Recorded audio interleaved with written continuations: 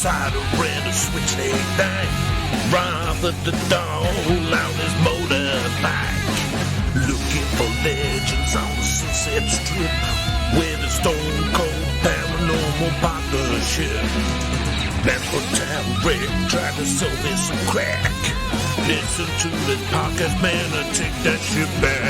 It's Urban Legends, the podcast about urban legends. And here your host, Neil and Chris. You'll receive our pod in your ears tonight. Hello, welcome to this week's episode of Urban Legends, the podcast on the internet about urban legends, monsters, cryptos, aliens, ghosts, and all kinds of hoodoo. I am one of your hosts, Chris Flynn, and my other host is Niall Sherbet. Hi, Neil. How you doing? All right, I like the accent you're doing there, Chris. I wasn't sure what it was. No, I wasn't sure what it was either. But I'm not sure if it was sort of started a bit radio-y. And I then thought you were going a bit sort of smashy and nicey. And then sort of went off the deep end. Then you started talking about crypto and I just sort of fell asleep. Oh, no, I meant like cryptos in cryptozoology. Yeah. Cryptids. Well, yeah. Cryptozoology. Yeah, fair enough. Isn't it? That's like cryptozoology's like lazy apes and that, isn't it? Yeah. Neil, so I think you know I was going to bring it up. I can't help notice that you're wearing a tough guy vest. What's that about? Showing off your tats. It's summer. It's warm. I'm going to show my gang colours. Show your gang colours. Because of that, like, so this is putting me in mind. It's a bit muggy, even though it's late summer. So I've got this newspaper article in front of me, and just wanted to ask you about it. Really. Okay. Well, what's this then? So it's from the Port Slade Sun. Okay. Yeah. Good paper. Yeah. Very renowned. Yeah. Almost as prestigious as the Argus. Yeah, but more prestigious than the New York Times. Well, obviously, yeah. It's more supportive of Ukraine. Yeah, well, a little bit of politics. Nice. That was a good one. Slipped in. Right in. Between two slices of truth. Yeah. And it says here that an Irish erotic dancer by the name of Niall Sherbet was recently arrested on a raid on one of the super yachts in Port Slade Harbour. Apparently, it was owned by the bloke who owns Aer Lingus. So you claim that this isn't you. You're saying this is a different person, aren't you? I've got no comment to make about this. You know, my legal but team I did notice that you went quiet for a few days. Insistent around. But and it says here that they were dressed as a Ryanair aeroplane, but kind of like erotically. So yeah, it's a bit like the hot cops from Arrested Development. Yeah, but dressed as an aeroplane. Tearaway seams and all of that sort of business. Yeah. So and this wasn't you? No, I have no comment to make around it. It's not. And the fact that the vest that you're wearing has a prisoner number on it, that's not anything to do with anything. That's unrelated. That's the fashion. You're not really with it, aren't you, Chris? I'm not with it. No, not like you, mate. It's orange. Well, I'm not from Port Slade, am I? That I'm wearing. They say that people from Port Slade have a natural affinity with fashion, don't they? Like there's an innate sense of style that comes to you go anywhere, walk down Boundary Road, you're going to see Well, when you're surrounded, it's a bit like going to Venice or when you're surrounded by beauty, and then you get an innate sense for it. Glass-fronted boots or the mid-sized Tesco's, and stroll down towards Shore Harbour. Oh, it's lovely. Yeah, it's very much the Venice of the southeast, isn't it? Yeah, very much so. Yeah, and then you're only a hop, skip, and a jump away from Hove Lagoon. That is true. Yeah, which is nice. And Fatboy Slim's house, of course. Is that where he lives? Is that Millionaire's Row, whatever they call it? Yeah. But their private beach. Their private beach, which I ignore and just walk on because fuck them. Because I'm a renegade, man. I assumed aren't it was all like sealed off. I don't know. I don't even down that. Well, it's sealed off as in like it says don't walk past this groin or whatever. Oh, really? Is that all it is? I assumed there'd be a big fence up or something. They can't hold me, Neil.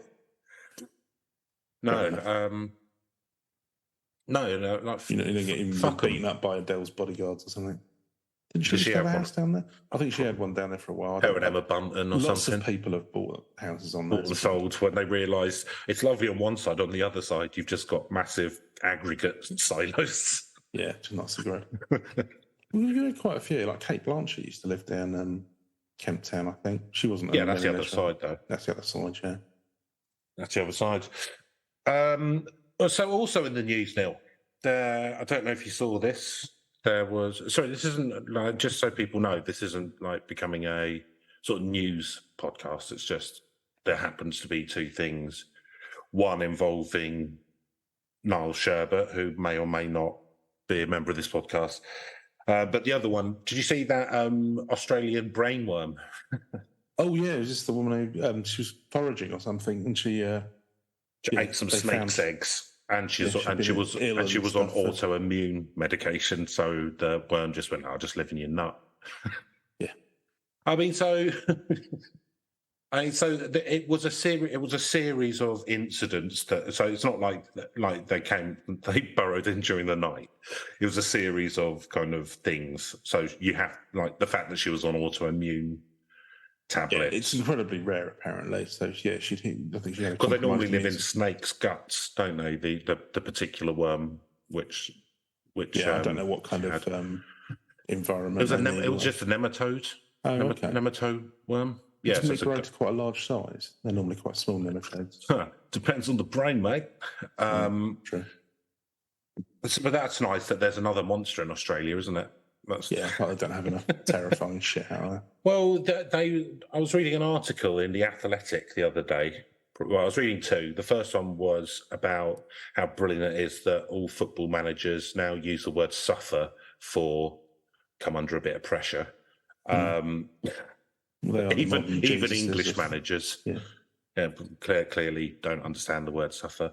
But the other one was about how the reason why. Do you remember, like in the 80s and 90s, Australia used to beat us in all the sports except for like football?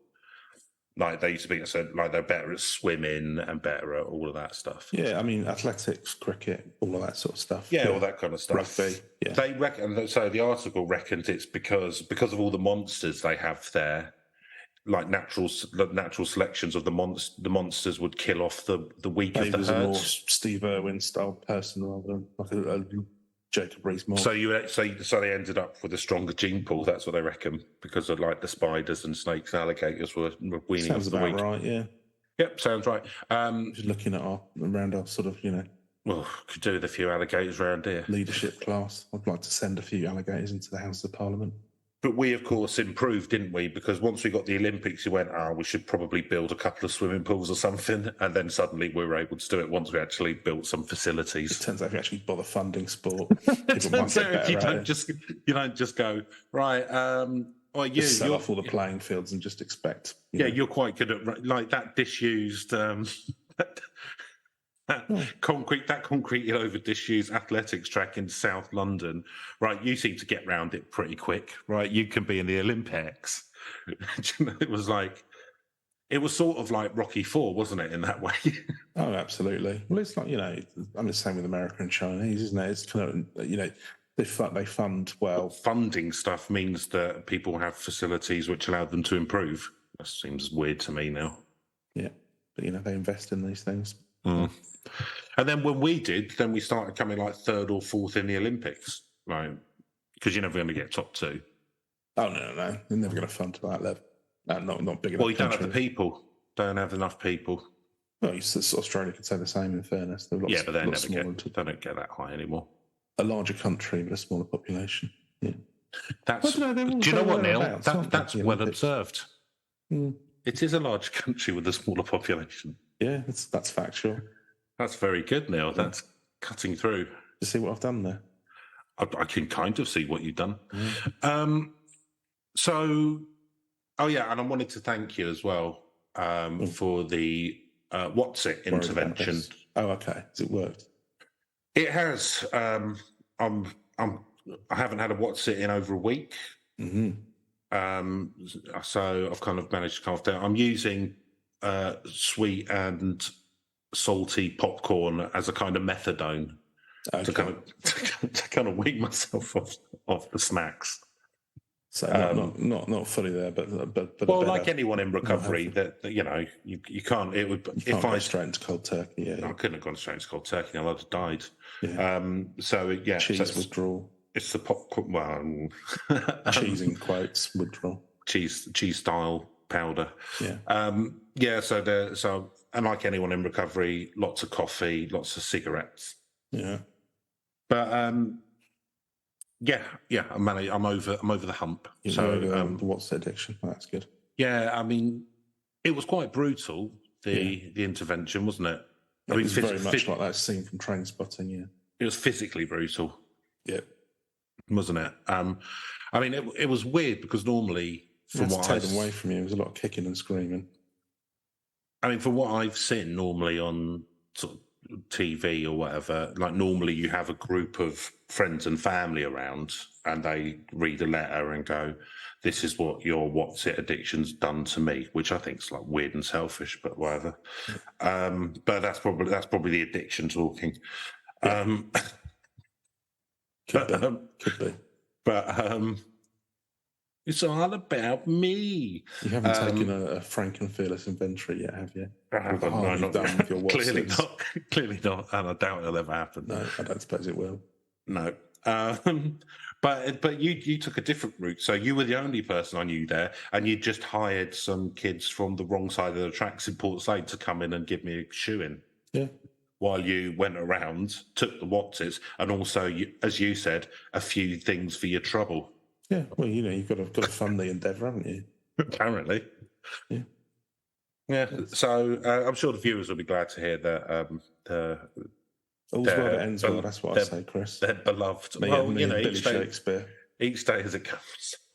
Each day, one day at a time. Well, you've got to remember now, you'll forever be a Watsit addict. Oh yeah. Oh yeah.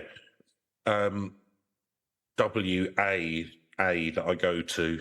They make sure that I know that everything like that. That's all you are. That's all you'll ever be. Yeah, that's it now. That's who you are. That's your identity. That's your identity. I'll tell you what. You should just hang around with other WAA members. Ideally, yeah.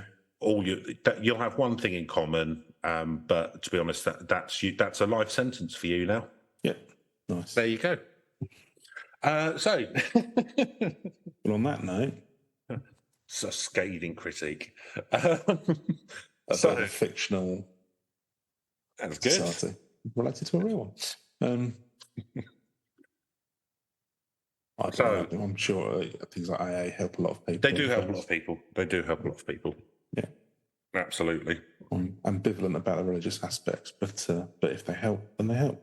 I'm ambivalent about the aspect of one of the two people that set it up actually got off of alcohol by doing an LSD treatment, not by giving themselves over to a higher purpose. But, there we go. What was his higher purpose? LSD. Yeah.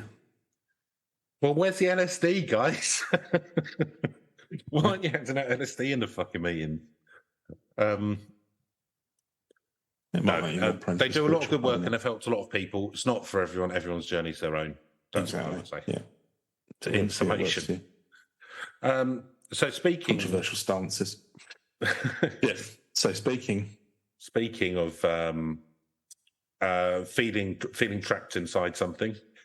There you go. There's a segue. Yeah. So we're gonna go off to Korea. Korea Week. Yeah. Well, we've been watching a lot of Korean TV, haven't we? I do like a bit of Korean TV. Yeah. Korean movies, very good. Very good. Not a huge fan of K-pop, but each to their own. I quite like some generally. Yeah, I like some K-rap. Okay. So I like a guy called Lee Lamar's. I think I'm too old to be honest with you. No, it's okay. It's good. It's good, like catchy. Sort of got hints of the 90s R&B and stuff to it. So I like it. Fair dues. Yep. Yeah, this is the Can't understand a word of it though, Neil, apart from the bits in English. Well, that's how that goes. You can always put on the YouTube video and put the what do we do? Captions on, I would imagine, Yeah, I've gone off YouTube. or similar. I don't know. I I don't know where else you get it. No, neither do I. Does Spotify do like captions? I Nah. don't know. So maybe on some of them. Yeah. Anyway, now Anyway, so this is that's Korea.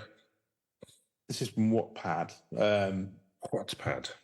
It's around Korean urban legends. So I just basically was looking around for Korean urban legends. I thought we could do something different. I think we have done some Korean ones before. Yeah, not many. So this looks pretty much like some. I have had a look at them, and a lot of them, there isn't a lot to them, but they're gruesome. Yeah, that's kind of where territory we're in today. Oh, nice. So it looks like this lady, Lucille Reaper.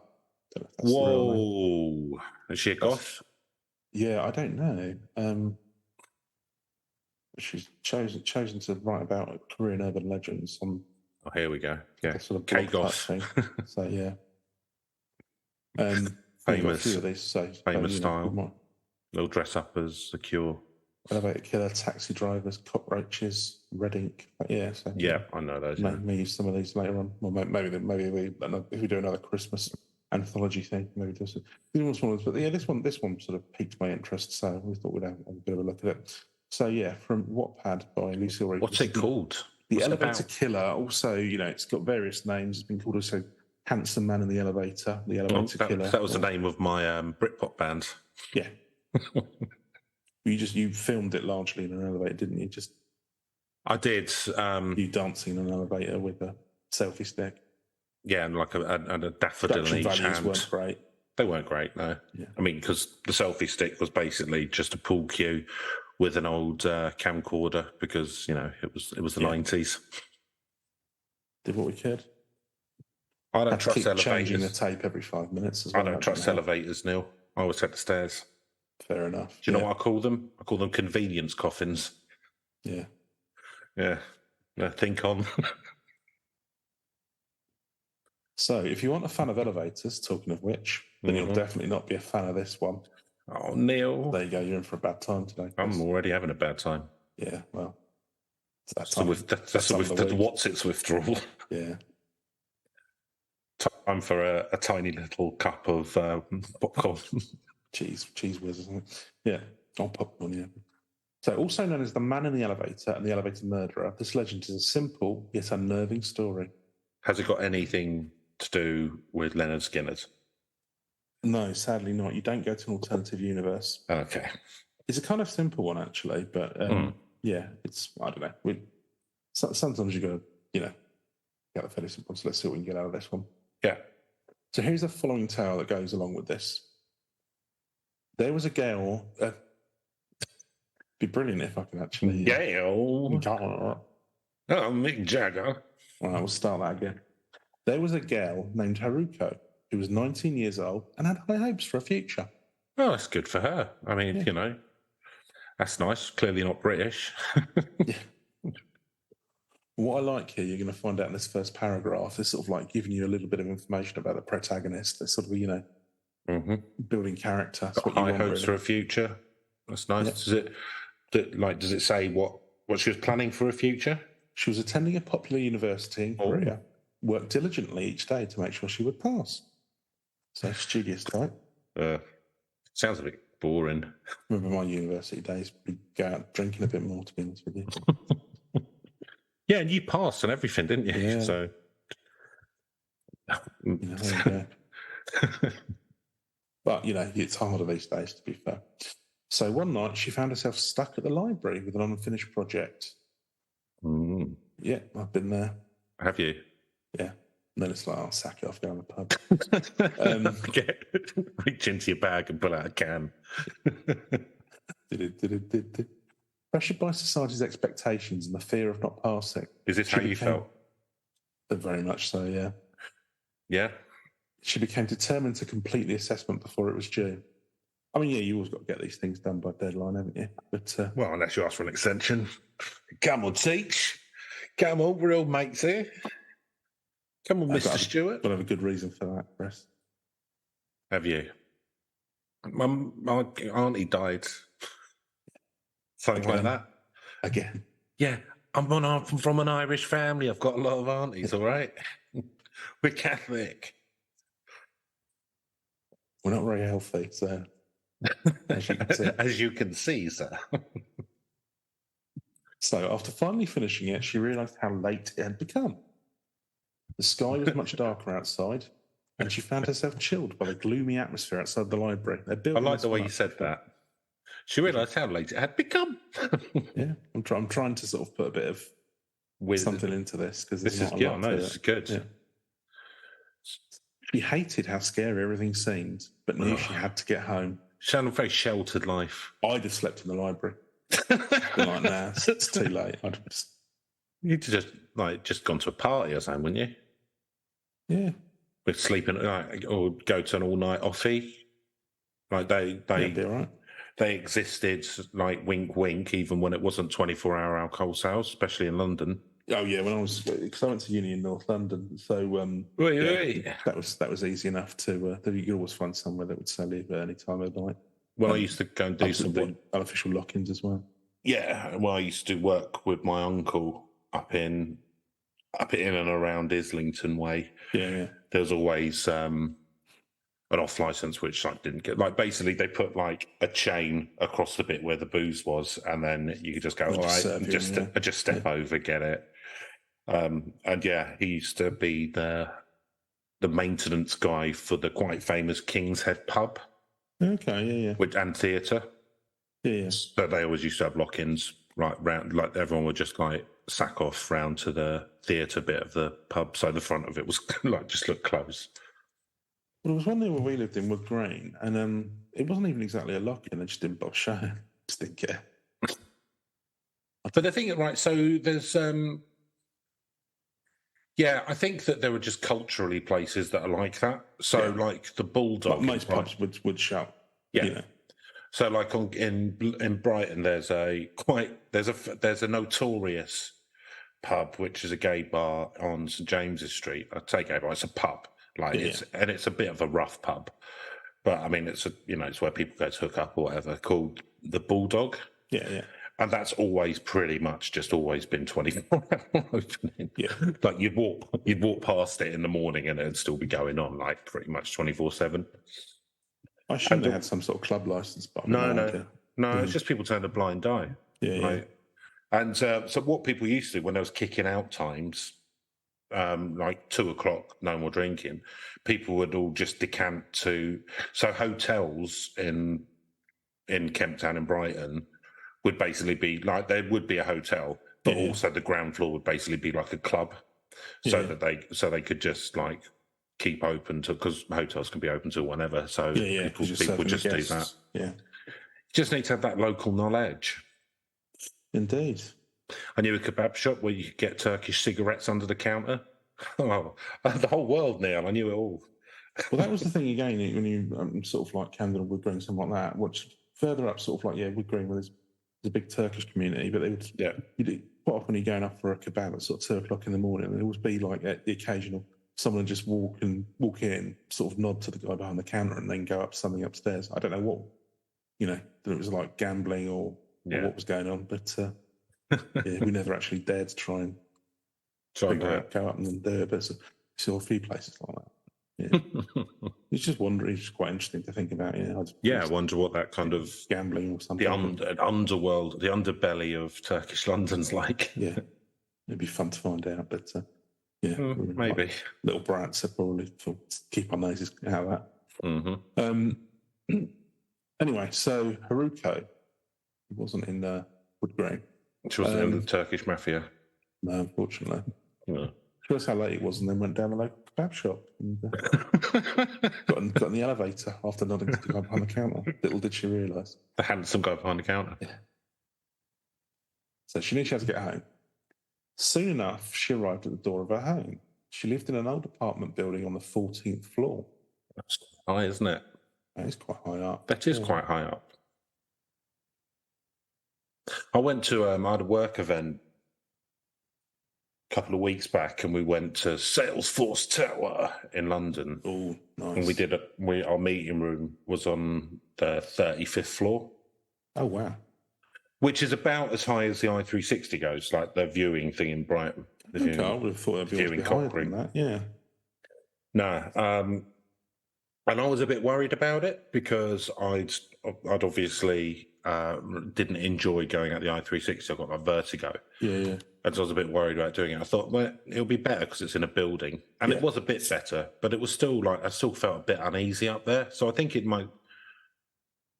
probably get used to it, but I don't know. Like, I don't know whether it's just because I've kind of picked up this vertigo thing that I felt a bit.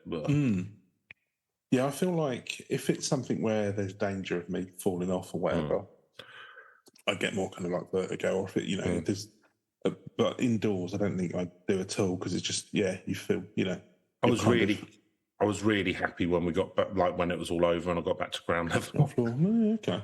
Yeah, that is weird. High. Yeah. I'll tell you what though, like it's not big.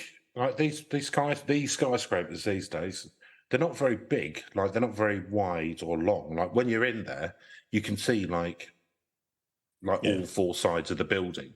Like even though they're really tall. I know that sounds really obvious, but I mean, it strikes you how small each floor is. Yeah. There's not loads of space inside. Yeah. Yeah. Just thought I'd mention that. Yeah, very nice. Been thinking about it a lot since as well, which is weird. Yeah, okay. Well, there you go. Salesforce Tower. Whereabouts is that in? It's in the city. Oh, okay. It's so where we like the floor which we on was about the same, like eye level with the top of the gherkin. Oh, okay, yeah. Which was like the next a building over. I mean, how many floors does it have? I think there's another 10 or something. Like there's like a sky lounge thing at the top or something. Okay. Yeah. Oh no, maybe not. Maybe another 3 or 4. Yeah. Okay. Fair enough. But it's one of the taller ones. Yeah, I don't know. I've never really been up one of the. I survived. I'd say I survived it rather than enjoyed it. Yeah, fair enough. I'll have to do but the thing is, I haven't been in a tall building like that. Like when was the last time I went in a tall building? We don't do in this country really. Or it's not really. I think most people do. I don't think most people spend a lot of time in tall buildings unless they're in Manhattan or something. Yeah, or Hong Kong. Well, no, I mean any kind of, like most major cities nowadays they have quite. I mean, yeah, but most people in that city don't have anything to do with. No, you're probably not going necessarily unless you might live in a high rise or whatever. But unless you work in the Eiffel Tower. That's true. Actually, Paris is one of the few cities I think they can't really do skyscrapers because they've started doing them. Too much tunnelling. They've started doing them, but like on the outskirts. Oh, okay, yeah. But you couldn't do it like near the Seine because there's too many catacombs, apparently, catacombs and whatnot. Yeah. So, well, I didn't used to be able to do it in London because of the clay soil. Because like Manhattan is bedrock. Okay, yeah. So you could build, it can take a lot, but London, until modern materials came in, then you couldn't really do it in London because of the clay soil, because it used to be kind of marshland, didn't it? Yeah. This is all very interesting for the viewers. Welcome to Skyscraper City, the podcast. Yes. Right, where do we get to? She's gone to the building. 14th floor. Yeah, so she's finished her project. She's gone home. It's late. She's a bit scared. It's all right. She's indoors now. Yeah. So I'm sure all will be well, Chris. Of course. I suspect she'll get home. Have something nice to eat. That's why us humans built these reams and reams of artificial caves, or as I call houses.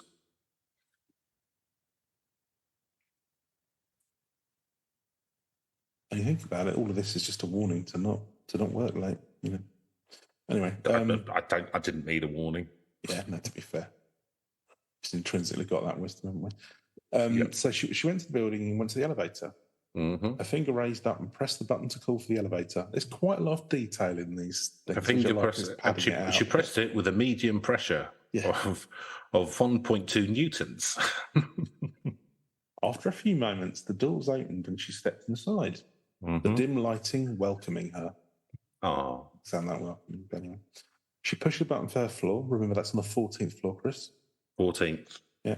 2 sevens, prime numbers. But before the doors closed, she spotted something in the corner of her eye. Mm-mm. It was an incredibly handsome man running towards the elevator. Stop there. Hold the elevator. I'm a handsome man. He quickly put his hand out to stop the elevator doors from closing. Then he made his way inside. His handsome hand out. Yeah. His gorgeous hand. His handsome, well manicured, pedicured, and having clearly used hand cream on his moisturised. I think he's doing his well moisturised hand. He put out his tanned, moisturised hand, which was adorned with this signet ring and a gold and a beautiful gold filigree chain with manicured French tips. Sounds pretty good. The little fingernail had a little, what, little diamond? Little diamonds glued onto diamond it. Embedded and some sort of colouring. I forget what you call that, fingernail painting. So he made his way inside and stood next to Haruko. He caught his breath and looked over the elevator buttons. His gorgeous breath. His sweet breath. The sweet aroma of pipe. Mint and pipe and whiskey. Pipe, whiskey, patchouli and old shoe. You live on the 14th floor, the man asked, noticing that the 14th button's light was on. Neil, do you want to do that in a handsome voice? I can't. I don't have a handsome enough voice to give justice to this answer. Oh, I see you live on the 14th floor. No, that's just Sex Pest voice, Chris. Sex Pests are handsome. Okay. We're not having that Sorry, conversation I've got Stockholm Syndrome. Yeah. From all the Sex Pests. Yes, replied Haruko. Breathlessly. Her bosom heaving. There's some sexual tension going on here. There you go. Let's have a look at this. Look at this small talk game here. Oh, I live on the 13th, the man said, smiling at her. Oh, I live on the 13th. So is that a warning as well? 13th floor. Could be. You're unlucky for some. Mm-hmm. Will it be? What he's really saying is, I can last for 13 minutes or pumps, depending which is quicker. No, it's one pump per minute, isn't it? You don't want to get too tired. Don't want to spend too much energy. It's very slowly. Don't want it over that quick. For my lady's pleasure. I'm a 13 pump pirate. Okay. The man said, smiling to her. With revealing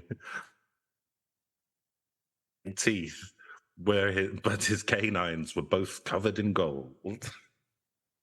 So as the elevator, with his pink healthy tongue, with his purple onesie and his with a red jockstrap, I'm thinking kind of like a Cameo get up, sort of cross between Prince and Cameo. We have to keep an eye out if they're playing in the UK next summer. Yeah, because we're going, or I'm going. Are they on tour again then? Every other summer they come and do a couple of festivals. Okay. So as the elevator gradually ascended, he pressed a button for the 13th floor. They both stood in silence, although Haruko felt lost in wonder as her eyes shifted towards the man. He certainly is handsome and seems really nice, she thought. Oh, the double danger. Yeah, this is twofer. Handsome and nice. Something's up here. I wonder if we could maybe date someday, or at least see each other more. I mean, you're reading into. I mean, I get he's a handsome chap, but he's very handsome. I imagine he's like John Hamm. Yeah, to be fair, yeah. Or Henry Cavill. They're handsome men, aren't they? They certainly are. Ooh, wouldn't kick them out of bed for fighting him. Imagine if you put their handsome genes together. Imagine them going at it. I can't say it's Don't fight, boys. Let's take this anger out in a different way. Yes, that's the stuff. Don't worry about the camera. He's just along for the fun too. No, you carry on. Don't worry about the camera. That's just to make you feel more uncomfortable. What with you being superstars? I assume that's what happens at these kind of parties. Right. What kind of parties? Elevator parties. Hollywood elevator parties. That was what that Aerosmith song was about, wasn't it? Yeah, probably that nonsense, presumably. Yeah, with his own daughter. Jesus Christ. Sleazy. Most popular rock band in America, though, aren't they? Yeah. I don't know enough of their. I mean, I probably do. I know like 2, 3 of their songs, so I know enough of their songs, but I don't know enough of their songs to know Well, if they they're kind any of had good. that period during the 90s where it was just him They slating sort over. of came back, yeah. Liv Tyler and what's her face. But yeah, no, I don't know. Genie's Got a Gun's a good song. His guitarist is decent, Joe Perry. But yeah, I'm not hugely familiar with them, to be honest with you. Anyway, right. Yeah, so every time the man would glance at her, she would smile and her eyelids would flutter. Her cheeks were flushed with thoughts of them being together as the elevator climbs the 13th floor. Bloody hell. Take care of yourself, love. It's like, we're going to be together for the next 30 steps. So the elevator stopped, letting out Silent Joel. I mean, she's like a really sheltered character, isn't it? Yeah, this is. I'm assuming it's. I mean, again, I'm still assuming this is all going to end well, Chris. I'd imagine they I'm rooting for. They end up. Ladies' name, I've already forgotten. Their parents probably meet and agree on a match, and then they move to the country. Well, they seem compatible. They do. You know, one of them's handsome and nice. The other one's diligent. Yeah. What else do you want? Handsome man likes diligent ladies. Handsome man likes diligent ladies. They've got a lot in common, you know. It's all. Yep. Chemistry's red hot, as we can tell from. Well, from one side at least. We don't know what handsome man's thinking, do we? Well, look, we're probably thinking about handsome. Find out. He's probably thinking about handsome stuff like lovely horses. Yeah. and I did Greek marbles running through cornfields. Yeah, Theresa May's fields of wheat. Simple appetites. Yeah. Maybe maybe she was being chased by a handsome man. Yeah. Maybe that's why it was the most rebellious thing she'd ever done. She just omitted that section of it. That John Hamm sexily running through the field ahead of her. She was absolutely thirsty John Hamm for that shit. There against the hay bale. She caught up with him in that hay bale. She was going to ruin that fucking shit. That's what she did. Look, put it this way: if she'd caught him, we wouldn't have Mad Men. Yeah.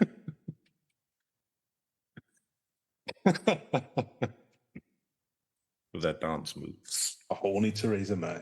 Ugh. I mean, it must happen. I mean, that's the thing. It must happen. Yeah. Well, it's a bit like when, was it John Major and Edwina Curry found out about their red hot affair? Mm. Yeah, but he's a lad, though, isn't he? Major is from... bit of a geezer, isn't he? He's from Bricky. Yeah, that's true. Right. How many curry-based sex puns do you think he did? Oh, I hope this is spicy.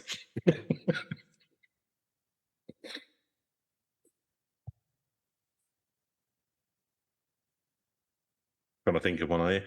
Yep, nothing's coming. No, absolutely. I've just got through Jeff reading in Corma and there's nothing. Right, we'll come back to Chicken licking me arser. I don't know. Yeah. Let's not. So, the elevator stopped, letting out a silent Joel. And the doors opened. She grinned sweetly as the man stepped out and looked at her. It's so easy being a handsome man, isn't it? Yes, see you. Upstairs, he said. The man's voice suddenly turned menacing. Did he say pulled that? out a sharp knife from his jacket. Handsome knife? To her horror. Yeah, beautifully engraved. He still would. Beautifully engraved pearl handle. Ruby tip. Yeah, Damascus steel. Lovely patterning. Yeah, over 5,000 years old. To her horror, he laughed maniacally and began to run towards the staircase. The doors to the elevator shut before she could think, and the elevator began to ascend. Oh no, he's going to be waiting there, isn't he? As the seconds ticked by, she realised her fate. All right, what was it? Panicked, she began to hammer at the buttons with her fist, trying to make it reach any other floor, but nothing could stop the elevator once the button's floor was already pushed. That's why they're called... emergency stop button to halt the elevator. Why they're coffins. Her phone was with her, but she knew there wasn't enough time left for help to arrive and save her. I mean, should you not at this point be getting ready to fight for your life? Well, let's see what happens. I mean, do you know what, Chris? It's probably a harmless prank. Probably a harmless don't get me wrong. A hot prank, to be fair. Handsome wrong, prank. But, you know. It's a handsome prank. Yeah. The thing is, this is the problem with how society's set up, isn't it? Because handsome people think they can just do what they get away with anything, and they'll do something really stupid and unfunny, and people will laugh anyway because they're handsome. Yeah. Well, it was like that. Never been told no, has he, Neil? Well, you remember the was it 30 Rock? Even his mum was like, "Oh, he's such a handsome boy. Don't tell him off." What are you going to say? Remember the? Oh, do you remember John Hamm was in 30 Rock? Do you remember that? That's that episode. What was it? I can't remember. The Bubble or something. Basically, he was so good looking that nobody ever told him he was like terrible at tennis and all this other stuff. So he assumed he was good at all of those things. That was the first time I realised John Hamm could do comic acting. Was it? Yeah. He was good in Unbreakable Kimmy Schmidt as well. Yeah. He likes comedy and stuff. He kind of he's a handsome man who would prefer to be doing comedy, I think. Yeah, because he basically played this guy who was like, very, very stupid. He starts out, he's like a, doctor and all the rest of it. But no, he's good at that kind of physical comedy stuff. Physical comedy. I bet you'd like to do a bit of physical comedy with John Hamm, wouldn't you, Neil? Bit of slapstick. Bit of bread with that ham in the middle. Right. So, oh, yeah, right. So, Theresa Brown is that. No, stop, help. Haruko screamed. Well, who? Yeah, exactly. She desperately... So she's howling at the moon, Neil, at this point. She's terrified now, Well, she needs to get focused. She's been working hard on a thing, Yeah. All the project. All the naught now, because she's probably going to get annoyed. All the blood's apparently flown to her erogenous zones, so she can't. She's too weak to put up a fight. She's desperately slamming against the buttons on the elevator, trying to get some sort of response, a malfunction, an overload in the system, anything to stop the elevator. Overload the system. But that never came. She arrived at the 14th floor. As the door slid open, the man was standing there, waiting for her with a devilish grin on his face. Is that it? The girl was found the next day, brutally stabbed to death in the elevator. The man was never found. He probably was, but the police let him go. I didn't want to go up to the 14th floor. I was taking the piss. They've already been up to the, Yeah. Let's climb all the way up to the 13th because the elevator's now out of order. No, exactly. Somebody's been slamming on the buttons for some reason. Yeah.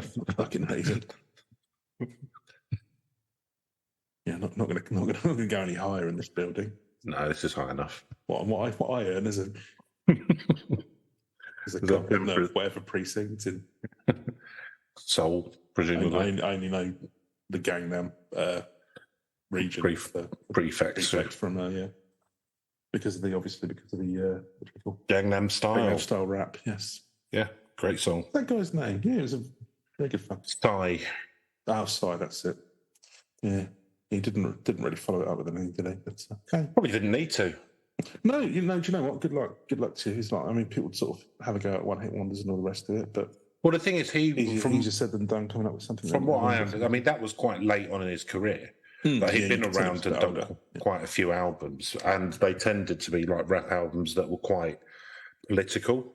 Okay, yeah. Because I know he had to apologise, didn't he? Because he had some sort of vaguely anti-American sentiment in some earlier songs. Yeah, the Americans obviously waded through it and went, "Hey, wait a minute, he's a bit of a commie." But that's him. He just do what he wants now. Well, yeah. Right. Did the Grammys with him and MC Hammer dancing, doing nice remix of Gangnam Style and Too Legit to Quit. But that was Hammer's first payday in about 20 years as well. Apparently, because MC Hammer's from Oakland, and apparently I think he's quite Christian as well. Yeah. But apparently, he was like the biggest star in Oakland in like the early 90s or whatever. Okay. Because I can't touch this. Don't touch that. Don't touch that. Stop touching it. Stop touching it. We've talked about touching. Leave it alone. But he also he was like in the poor communities. He used to give a lot of money out and stuff. So That's he was quite a decent guy. Yeah. Good luck to him. Mm-hmm. We're a pro MC Hammer podcast. Yeah. No, I got nothing against first. Nothing against MC Hammer. I didn't suggest you did. Just making it explicit. Yeah. Okay, you've got nothing against MC Hammer. Yeah. I mean, let's face it, it was the Super Freak bass line that made that song. But it was entirely, yeah. Yeah, he was more of a dancer, wasn't he? I think No. That was when. Was he considered good as a rapper? Well, he was considered successful as a rapper. Okay, fair enough. I mean, he was big enough that he did the theme tune to the Addams Family. Yeah. They do what they want to do, say what they want to say, live how they want to live, play how they want to play, dance how they want to dance, kick in the groove, and the Addams Family. So that was quite a big hit as well, wasn't it? Yeah, I remember seeing that in Leicester Square. Did you? I don't think I ever saw it. I didn't go to the cinema a lot when I was a kid, so it kind of stands out. Yeah, no, I remember.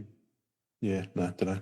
Don't think I saw it was one of those halcyon nights when I was living in South London where we'd go and stay with my uncle who lived in like central London and lived quite a media-y lifestyle. And so it was like, you know, being in Hollywood or something, you know, for like a little kid. Nice. Got a little kid kicking around South Norwood.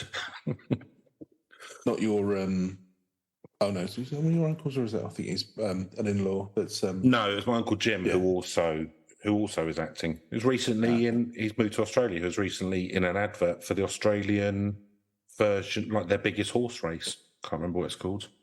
Australian Derby or something. Australian National. I'm not a horse racing pundit, to be honest. No, they just race around on big spiders. Yeah. That'd be good. Snakes on big spiders. So she gets murdered. Man is never found. It's essentially like Starship Troopers if he goes to Australia. I mean, it certainly feels like it, doesn't it? I actually have family out there, but I've never been. I have, and I only saw one particularly deadly spider. It's quite a distance. But anyway, they're in Melbourne now, so I don't think there's that many fancy big creatures in that part of Australia. No. Wouldn't be surprised. Just big hearts and big personalities now. 3-headed wombat or something. So, come on. So, it is said that this incident is one of the reasons why there are now stop buttons on elevators in Korea. Oh, so that's where it came from. Yeah, it's because of this. No, I didn't say. I mean, that's. Now it makes sense. Right. Well, believability 10. Yeah, and basically, you know, it's kind of like it's you know, the horror of the story is that, you know. Yeah, you've got those few went minutes. Through in those few minutes where she was. That's how I imagine. That's why I don't like the idea of drowning. Yeah, no, that wouldn't be great. Yeah, and apparently a lot of Koreans. Well, according to, I've seen this in a few different places. This is supposedly why there are stop buttons in elevators. I mean, are there stop buttons in lifts? Depends on the elevator. Okay. Yeah, I don't think. Or the lift. You've got an emergency button normally for something you get stuck or what have you. I don't think you'd be wanting to just stop suddenly. No. It'd be quite irritating if somebody just suddenly got terrified in between floors and tried to skip stop in the lift. So there you go, Chris. That's the elevator. What if you want to make love in a lift, though, now? Love in an elevator, yeah. Talking about Aerosmith, so yeah. Okay. I mean, it'd be a very brief experience, one would think, but yeah. So it sounds about right, yeah. Yeah. 10 seconds, yeah, that's it. Two-pump pirate. Cool, all right. Well, shall we go through our scoring system then? Yeah, why not? Why not? Why not? You know, who's to stop us? We are contractually obliged by the CIA. That's true, yeah. As they continue to buy back episodes of Urban Legends for their enhanced interrogation techniques. Really not the money spinner we thought it would be. Do you know what? The only reason why we keep the scoring bit in, because it is objectively the most boring part, is because they insist on it. Yeah. So, Neil, spookiness. Yeah, it's pretty spooky. That's the one thing it's got going for it, I think, actually, because I don't think there's a lot else. But yeah, fun little tale. So it's, but yeah, you've got that thing, haven't you, where it's kind of like, oh, you know, here's somebody, they're good looking. You're kind of like, oh, enjoying that. They seem to be sort of getting on. There's maybe a little bit of, you know, Marvel. I wonder if it's like, do you remember that old adverts for like throat sweets? And there was a woman who got in a lift and ate a throat sweet, and then there was like a bloke necking her all the way, and it had like, what's that song? Your lights are on, but you're not home. Your mind is not your own. Your heart beats another time, one more kiss, and you'll be mine. Like Robert Palmer or something Yeah, like it is. that. Yeah. Oh, Addicted to Love. Addicted to Love, that's it, yeah. Yeah, and it had that playing, and she was going. She had like the sweet because it was apparently eating these cough sweets. Was it was like being kissed on the neck. Oh, that vaguely rings a bell, yeah. Yeah, Yeah, so if somebody sucking on a fisherman's brand and seems a yeah. I ate a whole girls, pack. then I'll tell you what. I ate a whole pack. immediately went down and poured a pack down your neck. Yeah, I poured a pack down my throat. It didn't feel Didn't even take the wrappers off. No, didn't feel like someone was kissing my neck, and actually they acted as a laxative. Yeah, it's like a sort of vile menthol taste. Yeah. It felt more like someone was firing a shotgun up my arse, to be honest. Yeah. Well, I suppose that, but sex sells. but you learn advertising isn't always true. So that's the life lesson the hard way. Mm. Right. Speaking of spookiness, yeah, it is quite spooky. The idea that you're sort of trapped in the lift or the elevator, waiting for your grisly demise. I mean, it's quite why he'd run up the stairs in order to sort of. Let's make a game of it. I mean, he's having a bit of fun with this series. Let's make a game of it. Yeah. I'll tell you what. I'll make it fair. I'll give you 10 seconds to prepare. Yeah. This is that's why she should have had a gun. Yeah. Or just a brick in her handbag. Yeah. That's fine, isn't it? Nothing illegal about that, Mr. Officer. I just bought a brick at the market and I'm taking it home to fix my wall. Indeed. They can't do nothing now. Yeah, can't touch me. So yeah. I've just been up the aggregate shop and I bought some gravel, and the only thing I had to carry it in was my football sock. Yeah. Nothing illegal about that, Mr. Officer. Perfectly fine. But yeah, most people don't come out tooled up, so expecting some. Well, more fool them. Well, that's true. That's what it's taught me.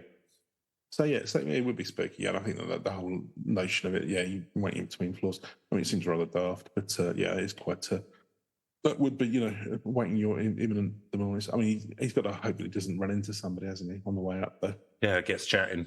Yeah. Oh no, it's the chatty name. I missed. Should we come back to that? Oh. When will I learn? Oh well. Oh. There's always tomorrow. I'm gonna have to move again now. Yeah. So I'm going to give it. I'm going to give it an 8. It's going to get a very high score on anything else. So I don't. So that would be nerve-wracking. I'll agree with you on that. Where someone goes, "I'm going to kill you," I'll be upstairs. Because then your fight or flight response kicks in. I do think that you don't have to accept your fate at that point. But then I'm not a studious 19-year-old going to a popular university. So maybe the world's hardened me. I don't know. But I mean, he's just a nutter, though, isn't he? He's a handsome nutter. Yes, he's an American psycho style. He's physically imposing and has a knife, so Yeah, but you've always got a puncher's chance, haven't you? So yeah, it's horrible. I don't know that it's spooky, so I'm going to give it a 5 now. Fair dues. So, believability. I mean, it's an urban legend. So, but the thing, I don't think that people believe it. I think it's a campfire style story. But on the other hand, evidence of anything similar having happened, or no. But on the other hand, there's nothing inherently unbelievable about it. Do you know what I mean? Like it's not supernatural or what have you. It's not supernatural. It's a bloke with a knife. Yeah, it could happen. So for that reason, I'm going to give it a. And also, I mean, how else do you explain that they put stop buttons in the lift? So for that reason, I'm giving it a 6 now. Oh, nice. Yeah, I'm probably going to go slightly lower because it's. I don't think anyone actually believes that this one is true. It's just a sort of one of those campfire tales. And there isn't kind of like, oh well, there's lots of different variations of this, and this happened in this building, and so on and so forth. It just seems like one of the ones is very much I don't know if they do actually have. Well, maybe they do have stop buttons in lifts in Korea. I don't know, but Yeah, I did see that being banded around, but that was the only thing that was kind of related. So yeah, it's going to get a 4 from me. Or narrative premise. Neil. Yeah, there's not loads here, I don't think. So it all sort of, it's very much it hinges on this twist, isn't it? So you've got something really being stuck in a lift, and then you think you're about to get banged, and instead you get stabbed. Yes. So nightmare. I think that's the whole thing. So yeah, I don't think there's a lot here. There's not you couldn't do a lot with this tale. I don't think there's you'd be going around and doing the same thing elsewhere or what have you. So yeah, I don't think it's going to get a huge one on this one for me. I'm going to give this a 4 as well. I don't think there's much to it in terms of narrative and twist. 4. Yeah, I think similar. It fits into that category of sort of urban legends where the real spooky bit of it is the fact that you're awaiting your inevitable fate. Yeah. So, yeah, but I can't, off the top of my head, I can't think of any ones which are exactly like it. And it's got the lift, and there's the fact that he's handsome, isn't he? So,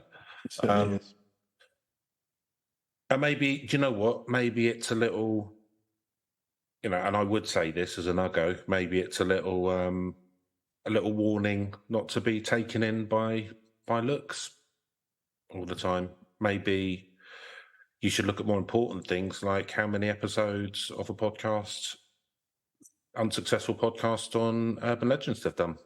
Yeah. Maybe that's a more. It's the true moral barometer. Maybe that's where true attraction should lie. So I'm going to give it a 5 now. Reach. So I've not heard of it. I'm sure it's quite big in Korea. Because I have heard of it, but that's only because I've been looking at urban legends. And I don't know how big it is outside or anything. And Korea's not hugely populous as a country. So I think I'm just going to give it a 3 for Reach now.